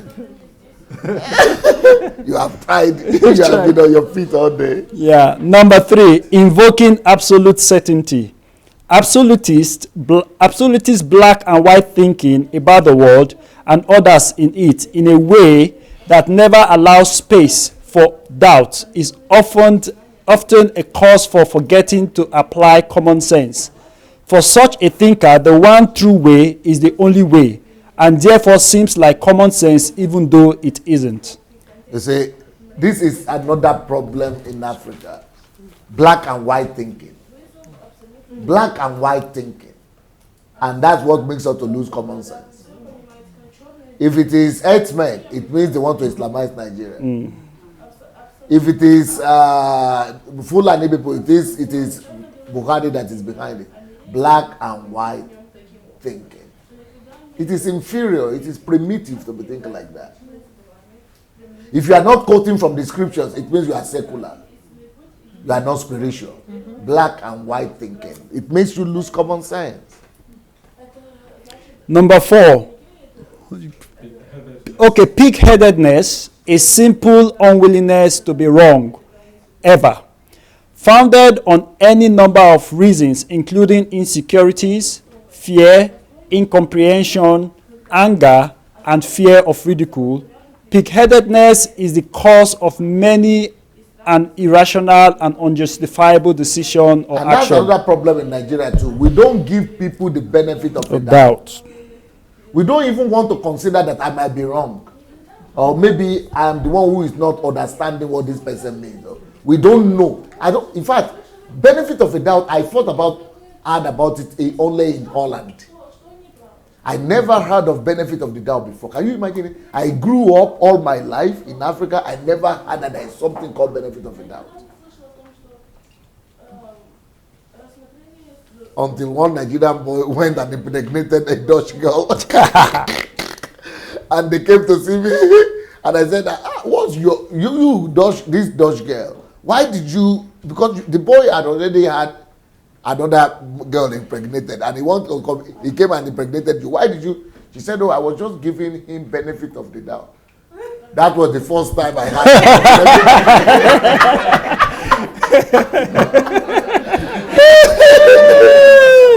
even though it was the wrong benefit of the doubt situation in this case, but that was how I learned my own lesson. That was how I learned that word. And I took it that, even though this girl, I'm correcting her that she is doing something foolish, but she has just taught me wisdom. I never knew. Because even though she made a mistake, it's a problem, and she was wrong in applying it, but she taught me. Can you imagine? She taught me that life lesson. From then, if you have listened to me, you always see, I always talk about it. It is that little situation that taught me that word. And I took it and I discovered that Nigeria doesn't even know it. We don't even practice it at all. Nigerians are very abrasive. Yeah. They are only insisting on their own rightness. They don't give other people benefit of it, or they could be wrong. And benefit of that means you always consider that, maybe I'm wrong. Because what she was saying is that, yes, he did it before. But maybe I couldn't just assume that he's I was giving it. So benefit of the doubt means that we should just think that we are always right in our own thinking. Number 3, divorce yourself from reality. This isn't an invitation to insanity. This is very smart because this will help you with common sense. Whenever any situation is going on, detach yourself. Be like an audience, like you are watching from beside, because it will remove your emotions from the situation. So once your emotion is not connected and your sentiment, you'll be able to have more sense. This is a request to consider that your sense of reality isn't real. What you see is what you've programmed your brain to see. Yeah, that's another thing. We don't see things the way they are. We see things interpreted the way before, or because of the information we already have inside. Things are not always the way they appear to us. Yeah. We only see things the way because of our worldview, because of our understanding of life. We interpret every situation differently. That's why our Common sense. It's different for you, common sense. Yes. Yes. And we come here to take more Common sense. Yes. И каждый раз от вас получаем все больше и больше. Thank you. Yeah, right. Once you start down the slippery slope of self-confirmation that reality is only ever what you see it as, you are open to the possibilities of bigotry, selfishness, intolerance, and prejudice, because you constantly seek to make everyone and everything else conform to your standard of reality and your standard of what's right. And that's the problem. When we see that we are always right, we always have conflict in relationship with other people all the time. By divorcing yourself from this one-sided reality and learning as much as you can about how other people perceive the world and our place in it, you begin to make room for common sense to grow, because your sense is built on common experiences, not just your own. Yeah, and we have that problem as Nigerians. We are very abrasive. We always think that we are right rather than that we are wrong. And our mindset, our own, we all want to force it on other people. And this will help Africa. Common sense, in that sense, will help us. Do not say, there are still 4 months and then comes the harvest. Behold, I say to you, lift up your eyes and look at the fields, for they are already white for harvest. Number 1, start by taking a look at your own emotions, beliefs, and practices to make sure they are not overriding your common sense. So these are now steps to help you cultivate common sense in yourself. Yeah. So you start by looking at your own emotions, beliefs, because some of the things that block us from common sense, our emotions, our stereotypes, our belief system, our lifestyle practices, they make you to just reason in one particular angle. Test different scenarios in your mind to try to ascertain the practical consequences of applying the decisions or action the way you want to. Step number 2, consult with others. If your reality is clouding your judgment too much, reach out and discuss the situation with others to gain wider appreciation of their perspectives and ideas. This is most important where you are too close to a situation and any decision or action you take might be infected by your proximity. Common sense is like deodorant. Those who need it the most never use it. Number 4, acquaint yourself with your reflective mind. This is the part of your thinking where true common sense resides. The part that takes a bit of time out from the cleverness, the brightness, the importance of everything rushing at you right now, and suggests that it is time to add a dose of cold water to the excitement. Cool yourself down. Yeah. Reflective thinking is like the crock pot of the mind. It encourages your thoughts to simmer until they are done, by John C. Maxwell. Reflective thinking is about being able to stand back and view the bigger picture so that you realistically appraise the situation or environment directly around you rather than forcing yourself to conform to its suitability or practicing with wishful thinking. After an accurate appraisal of the situation, a reflective mindset enables you to set goals that are realistic given the parameters you are working within and to take sensible actions towards meeting those goals. Rationalizing that external signs seem fine while ignoring complete mismatches to the person you are or the beliefs you hold is a denial of common sense. It's not denial. That is Okay, what somebody say. Yeah. It's not denial. I'm just very selective about the reality I accept. You see, that is the denial. Yeah. That's how people deny and deceiving themselves. People don't want to hear the truth.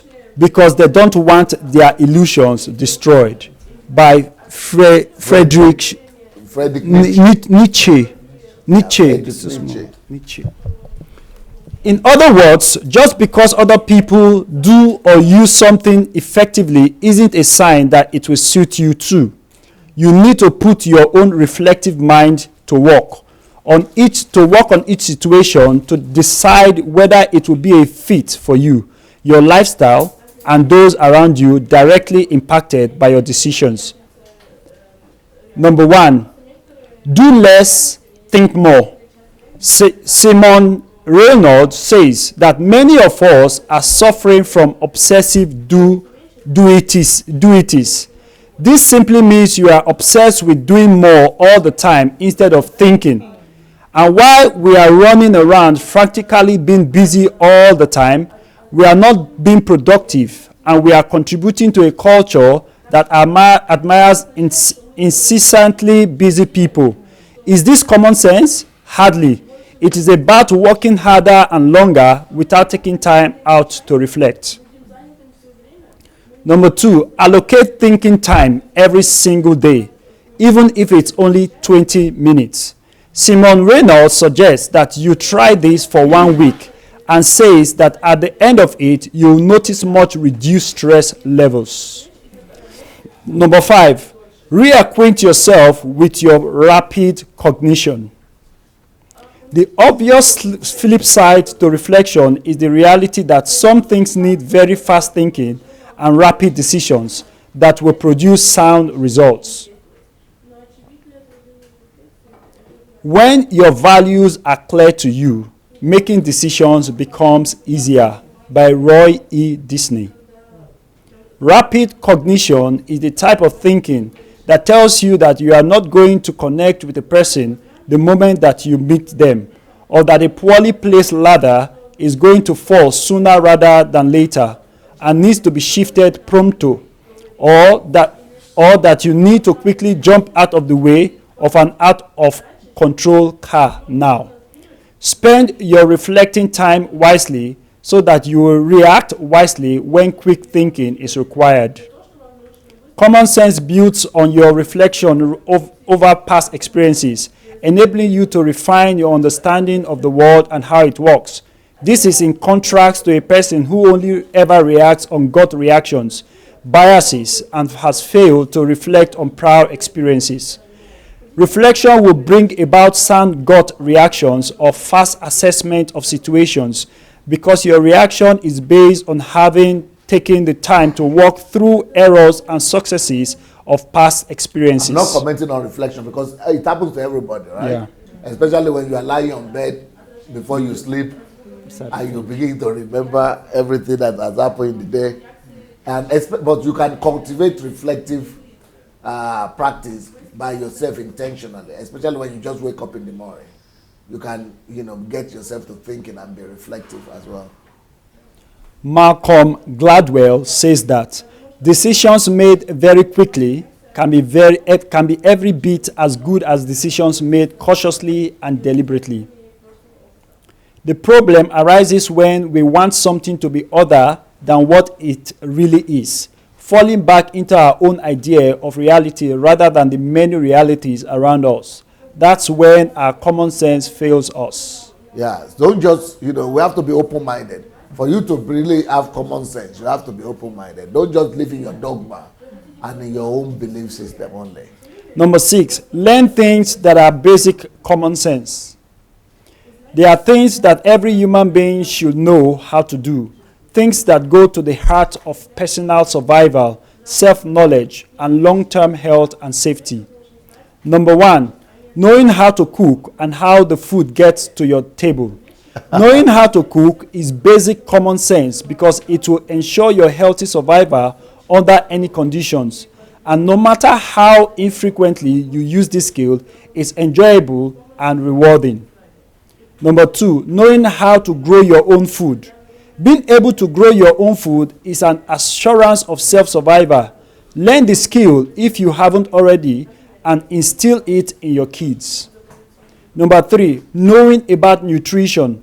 Eat heartily most of the time. in moderation and with an eye to meeting all appropriate nutritional needs for your age, gender, height, and personal conditions. Do you know that I was growing up in Africa, I never knew that. I never knew anything about nutrition. I knew the word nutrition. Yeah. We studied it in school, but I never knew that, for example, I never knew that nutrition is a demand, that you need to be educated about nutrition. Yeah. For example, I never knew that drinking water, you don't just drink water because you are thirsty. I grew up thinking that you drink water because as a result of being thirsty. Or you drink water because you ate and you needed to make it go down. That's the way my grandmother used to tell me. Drink water on top too. I think I'm not the only one who went through that school. So, but I never knew that. But water really is not because I want the food to go down or because I'm thirsty. I never knew that water is a necessity to survival. I never knew that. I think there's a certain amount of liters that you must take daily. And I never also knew that there's some food you could be eating that is dangerous for you. That chocolate, for example, don't eat too much. But it's sweet now, why not eat it? Or sweet, that anything that is sweet all the time is not always good for you. I never knew that. Or for example, some people say, don't eat too much fat. I never knew that. I thought, but in most places in Africa, it's like that. Or carbohydrate all the time. Carbohydrate. Or what is it? Is it food with starch? Is that carbohydrate? Eat all the time. I never knew that that's not good for you.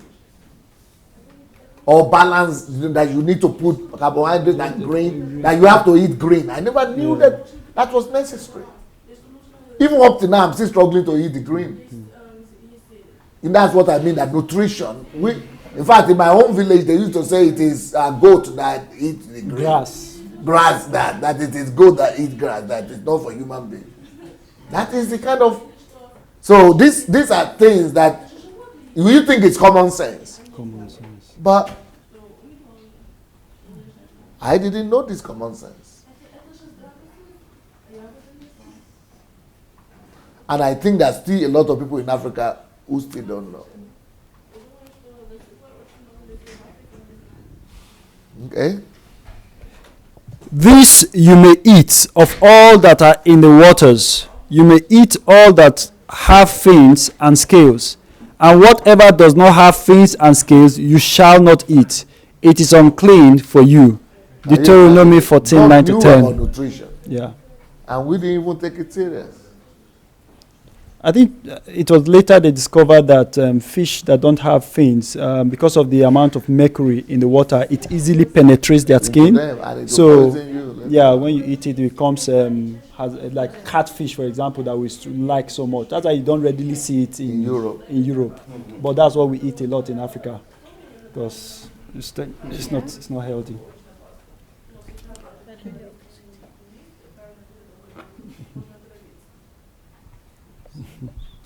Number 4, knowing and respecting your surrounds.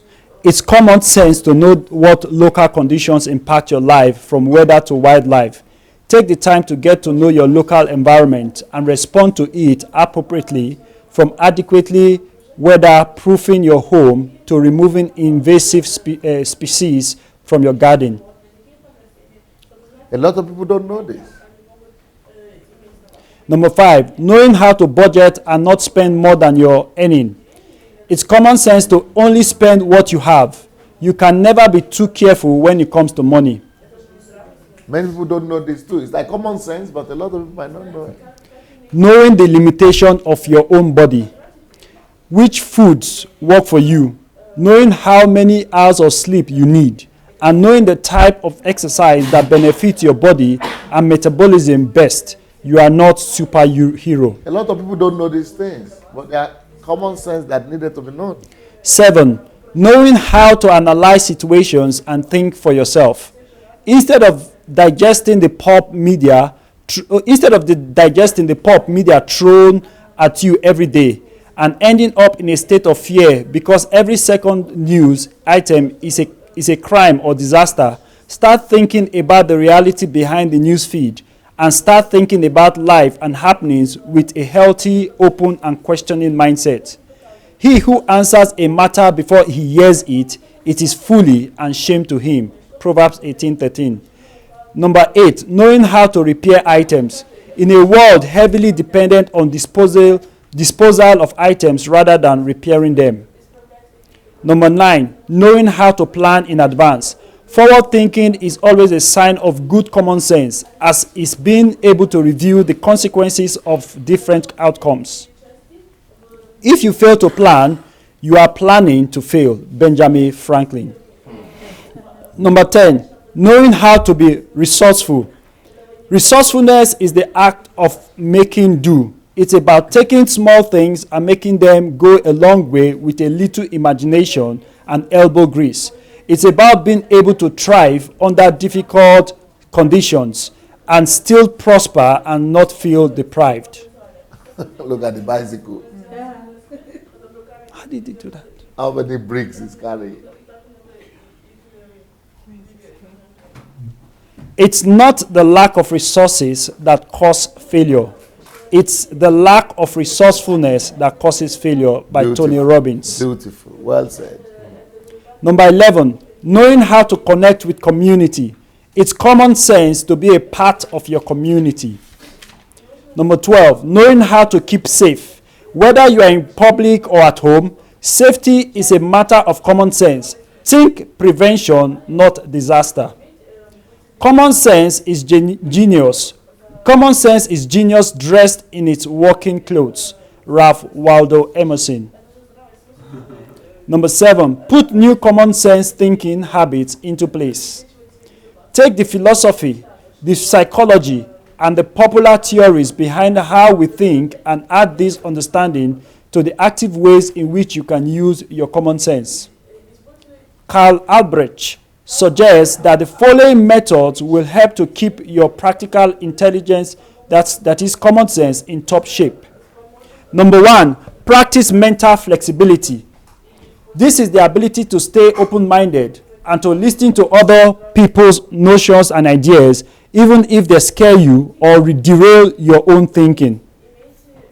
The mental flexibility of the wise man permits him to keep an open mind and enables him to readjust himself whenever it becomes necessary for a change, by Malcolm X. Number 2, use affirmative thinking. This is the way of perceiving yourself and others in a positive manner, always looking to see the best in others and yourself, and making constant conscious decisions about who or what you will allow yourself to be influenced by, and what you will consider worthy of devoting your thinking time to. 3, rely on semantic sanity. This is about using language to support clear thinking freed from dogma. Number 4, value ideas. This concept leads you to accepting new ideas rather than immediately knocking them on the head as unfamiliar, insane, or undoable. Number 8, you don't have to be highly educated. You do have to be open-minded and curious. If you put in the constant hard yards of thinking things through carefully for yourself, as well as learning all that you can about the world and others' thoughts about the world, you are well placed. And others' thoughts. Others' thoughts about the world, you are well placed. You will have to make the mental effort throughout your life as to which messages you absorb and which people you allow to influence your thinking. Recommended books for this topic: Rid Yourself of Shallow-Mindedness and How to Be in the Here and Now, both by Dr. Sunday Adelaja. That's a long one, but I think you all need to go through it again and again to be able to, really understand it and practice it. So, what way do you people think that we could bring common sense to Africa? And do you think this common sense thinking can really help Africa? Anybody wants to talk? Well, we started the session with a degree doesn't determine if you're educated. It's real common sense. And I believe that if we can get the people of Africa to believe and to know that it's not about higher education, that's the first step. Because I think that most people think, okay, I'm not as smart as the other person because he went to university or he has a degree, he has a PhD. But if all of us know that together and just for being human, you can be educated, I think that's the first start. So just the individual to know that with common sense they are educated.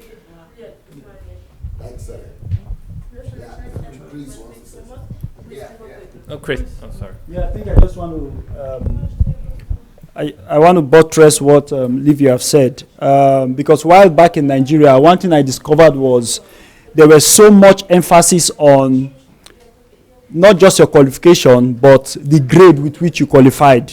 So you discover that it was time to get a job in a bank, for example, and all the banks are looking for either a first class or a second class upper. So you go for an interview, for example, and all they do, they'll tell you if you have a first class, go to the left. If you have a second class upper, go to the right. Then those still in the middle are second class lower. And they tell them to go, not to even write, and not to even write the exam. But as in people, yeah, you understand. So, and that thing has been destroying because there are very, very intelligent people that didn't maybe make a 2-1, for example, if a second class upper. Yeah, either because you didn't, because I personally failed the course because I didn't buy the lecturer's handout. You understand? So this is one thing that we in Africa or in Nigeria in particular should be looking at. Then, but because I noticed when I came to Europe, all the places I've ever worked in, none of the company has seen my educational degree. The very first place I worked in, the only question they asked me, which school did you graduate from? I told them. Maybe they went back to do their own research to find out whether I actually went to school. But what I came out with was not the issue. What they were asking me, what skills do you have? Can you do the job? Can you demonstrate to us that you can actually do the job? And that was all. From that point onward, all they want to see is your experience. Do you have experience? How many years experience do you have? What have you done? Can you relate to us? Okay, if there's this situation, how will you go about approaching it? Just to find out if you're actually thinking. And that was all. I've never given anybody my certificate or I went to this school or that school. It is all about skill and what you know. But in Africa, it's not just even about the school. Do you have first class? Whether you know it, whether you don't know it, is not their business. As long as you have first class in your paper. So I think that is an aspect we can begin to apply common sense to.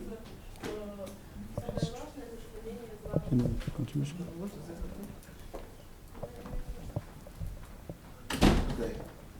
You want to come closer? Yeah. Okay.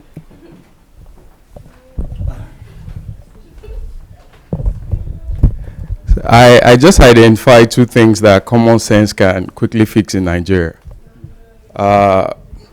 If you've ever been to Lagos or any city in Nigeria, you see how the drivers blare the horn. Even when there's obvious traffic congestion, they just keep blaring the horn as if they could fly and take off from the spot. So I think this is lack of common sense. And that's one side. I've also seen how people litter the floor. Even the educated ones, they litter everywhere.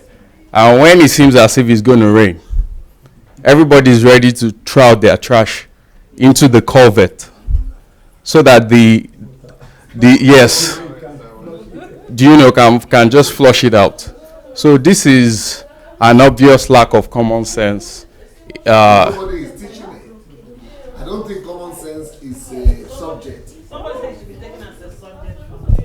Yeah. So I think growing up, we saw a bit of common sense being the order of the day because that's what is called native intelligence. It's what is needed for the survival of one within one's environment. But it's unfortunate that over the years, it seems like it has deteriorated. So, yeah, there is a need for this to be reintroduced into the society. And I believe this... And we can start movements also, right? Yes. To propagate. Exactly. Okay. You want to speak English? No. Я понимаю. Я буду так говорить. Ну, во-первых, пастор, спасибо вам большое, что я рассмотрел через эту тему. Впервые я слышу очень глубоко, всесторонне. Вряд ли что-то есть, что в русскоязычном, ну, понятно, это надо процесс пройти, это надо родить, поэтому... He's saying that the first thing I want to say is that the teaching is so many faceted, many-sided, and it's so detailed. So one will have to go down and sit down with these principles teaching that is so well explained and so well broken down. Да, прям как в Библии.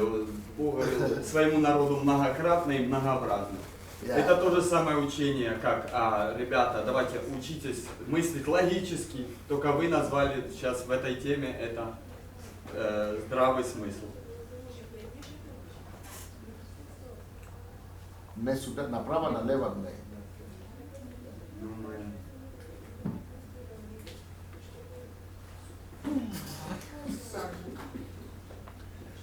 Я увидел через это, то есть, как интересно вы запаковали в современное такое слово, понятное многим народам, так же как в итальянском есть такое слово buon senso, ну то есть это интернациональное слово, здравый смысл. Oh, sorry, I was not translating for you what the brother was saying. I was translating, but I didn't put on the microphone.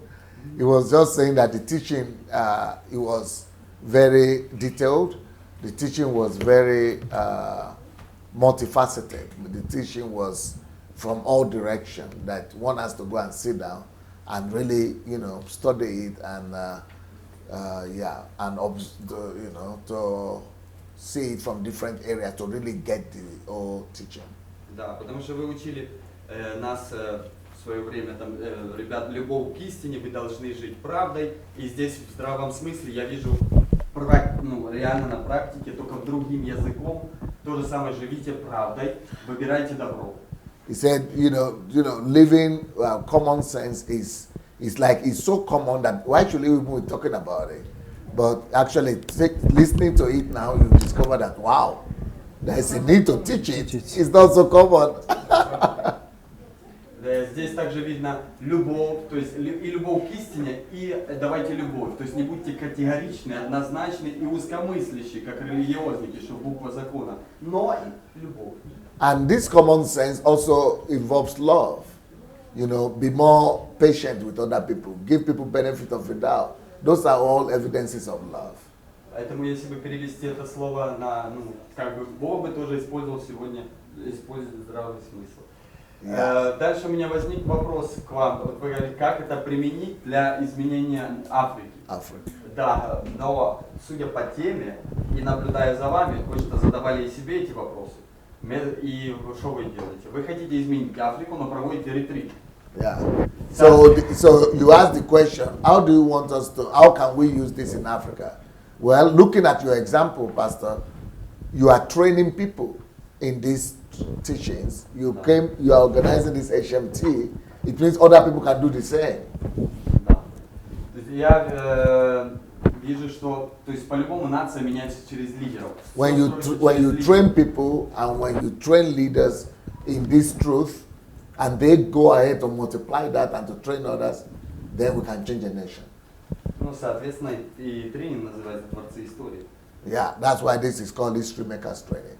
То есть, если это только одно, я буду стараться своим образом жизни локально, либо глобально уже по способностям, по возможностям проповедовать здравый смысл, соответственно, выработать. Can you imagine if a whole nation could be taught in common sense like this? Я уже творец истории. Then we change the history of the nation. Yeah. Но вопрос мой был следующий, потому что я наконец-то кое-что заметил. Вопрос к вам. сколько вы предвидите, по вашим расчетам, времени для трансформации страны Нигерия, либо Африки как континент в то состояние, которое вы увидите как лидер, ну, как бы стандарт или... 10 years. 10 лет даже. Yeah, he's saying that, how much do you think you need to change Africa? I said 10 years. 10. Not Africa, Nigeria. Nigeria.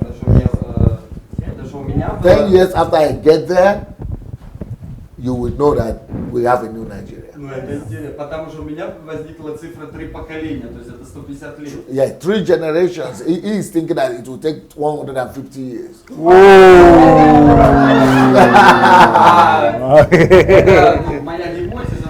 He said this is his own hypothesis. Вот позвольте аргументировать. Это, допустим, здесь вы и мы приезжаем, да, то есть стараемся поднять лидеров. И только уже потом, ну, качество пойдет, когда родители будут детей учить. That we need to change generations. He's thinking about generations, that it might take 2 or 3 generations. Да. 7 лет я стараюсь, может, я неправильно To be able to но 7 лет я учусь у пастора, ну что-то не такие стандарты у меня. He said, I've been studying pastor, I've been learning from pastor for 7 years, I'm yet to catch up with him. Но не лично, у нас мы богатые, у нас преимущество иметь более близкий доступ к ним. He said, of course, we have video. Okay. Yes. То есть нужны носители. Я для себя посмотрел минимум, у меня, ну, есть 5 сфер ключевых, как вы учили, и у меня там очень много, где нету здравого смысла. Более того, просмотрел... So, he said what he is saying, he is going to do now is get a list of his life and put all those common sense points and examine his life, analyze his life, what area of life these things are not, where I don't have enough common sense. Yeah. Me don't need that. Once you share this, I'd rather show video because I better one. Okay, let's see. Что там?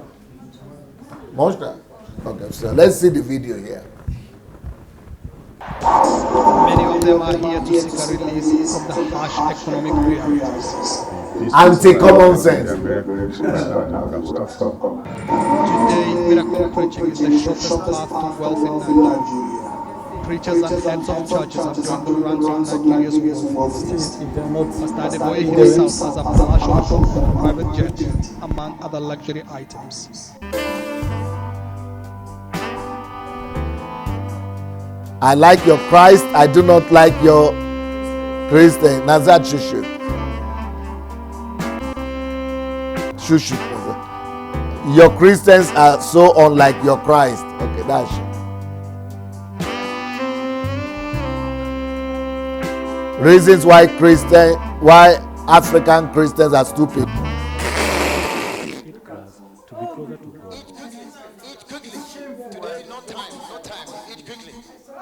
But for him, I don't understand this. Pastor Daniel demonstrated the power of God by making people brainwashing. Some were kicked and beaten while they were asleep. Surprisingly, those who fell asleep through the power of God says they felt nothing.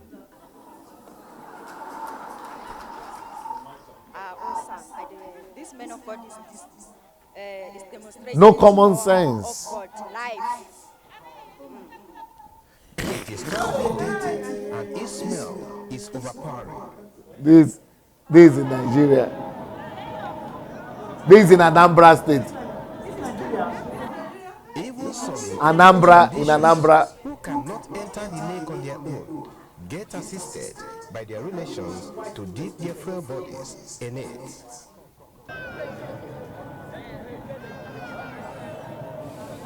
No common sense.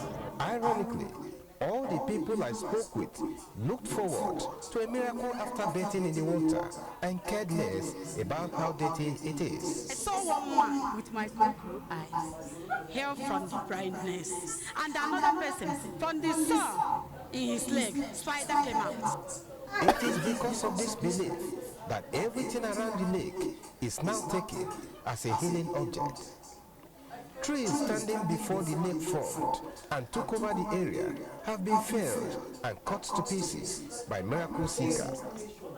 The surroundings of the lake are currently dotted by holes dug by people scooping clean water to drink and take home for healing and other purposes. I'm going to take my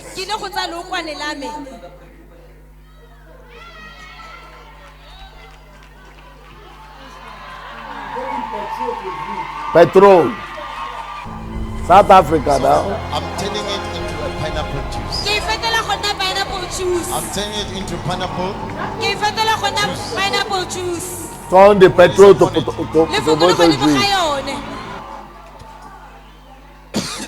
There's a lot of fumes, but I don't have any side effect. Oh. You want to drink pineapple juice? Okay.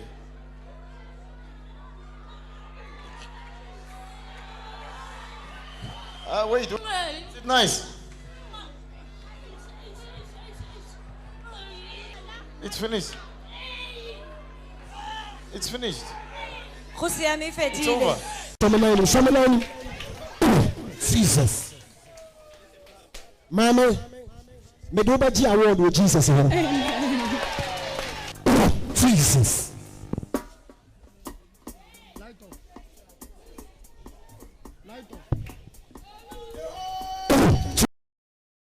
Jesus.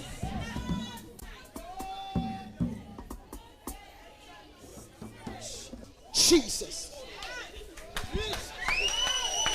This in Africa. Jesus. You are a foul devil. You see the need for common sense in Africa right now? Do you know who you are talking to? Foul devil. I used to always think about sexual things.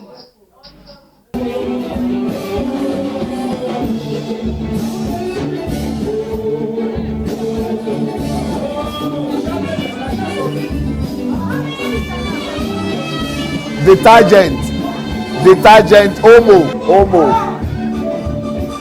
Is washing anointing into them. Church.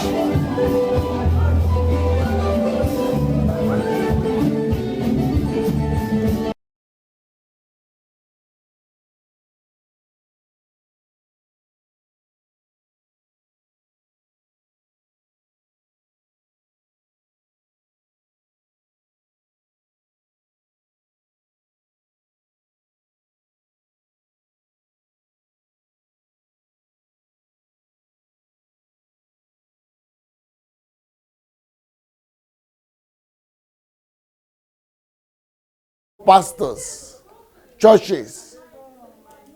And we are fighting Trump when he said Africa is a shit. It is common sense we need to take, and especially with pastors and religious people. And everybody think they are right, or they think they are correct. Spiritual? Yes, they are spiritual. We are the ones who are not spiritual. We are carnal, yes, we are carnal. We are carnal and secular.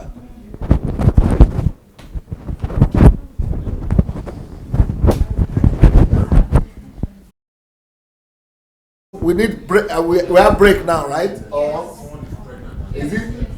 I mean, is it break we need or seminar? Any good person, dinner is nice, so we can either continue with them here. Okay. Do you want to come back? Okay. As usual.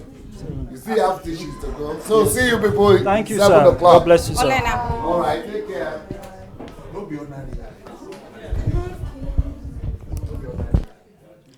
Okay, so let's put our hands together once again for DSA. And thank you, friends, on Facebook and YouTube for being with us throughout the day. This is the end of section AM3, History Makers Training, June 2018.